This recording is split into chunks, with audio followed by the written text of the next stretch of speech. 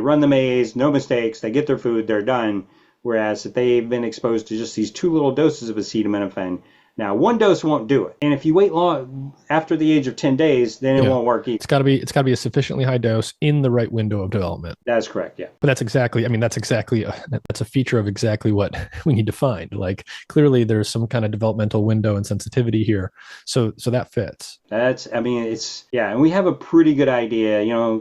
I get asked, okay, if we're going to make a law and we're going to stop this, and obviously labor and delivery is your first target. Don't use it. Tell the obstetricians don't use it. And then the pediatricians and caregivers know don't use it before the age of 3. Yeah. And then probably age 4 and 5 is kind of squishy, but that may, but pregnancy, especially later in pregnancy, is probably worse than age 4 or 5. So, you've got, but we don't, though, that's where the more detail we get into, the less certainty we have. But like today or in the very near future, if more people were to become sensitive to the potential, the very strong potential, it seems, that acetaminophen might be contributing to neurodevelopmental abnormalities like autism.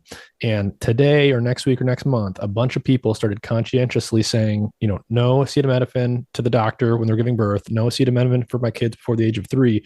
Then several years from now, we might be able to see a clear signal of this. Yeah, it would take about 18 months. So just hypothetically, let's suppose the Secretary of Health and Human Services announced that this is bad, this is, and this is what's causing autism. And hypothetically, he did it next month in September. Then you would see a profound regression. The median time to regression is 18 months. So you would definitely see the data showing up. You would have to do within early a couple monitoring. Years. But it's 18 months, so a year and a half probably, you'd see it.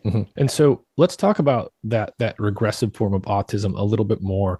Let's define exactly what that is. So when you say regressive autism, walk us through concretely what that looks like when a parent experiences it. Is it that their child seems normal for a year or two and then they almost develop backwards? Yeah, that's it exactly. So you've got 2 basic, you've got autism, a whole spectrum, but some children seem to have it from birth, although now we think that a lot of those were induced right at birth. They were okay. They were okay 2 hours before birth, and then they're not okay 2 days after birth. But that's called infantile autism. And the other kind of autism is where the parents see some development.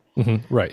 Everything seems normal, and then... Well, so not necessarily normal. Remember, these kids, they may have already been exposed to acetaminophen. They may already have some damage done, and a lot of them probably have a lot of oxidative stress or immune. They probably have immune system problems, which makes them susceptible to acetaminophen-induced injury. Right. So they might not necessarily look normal, but they're still developing. And then when the big injury happens, when they get exposed to that drug, then they regress. There's an inflection point. Something clearly changes. Yeah, they lose developmental milestones is technically the way they say it. I see. Okay, so it is truly regressive. Like they achieve some milestones, maybe they start babbling, they start walking, whatever, but then they lose those abilities. Yeah, and a lot of them do seem perfectly normal to the parents, and then all of a sudden, whoa, this is not right. They are not okay, but they don't necessarily have to be normal. They just have to be. They could be developmentally delayed, but they're still progressing.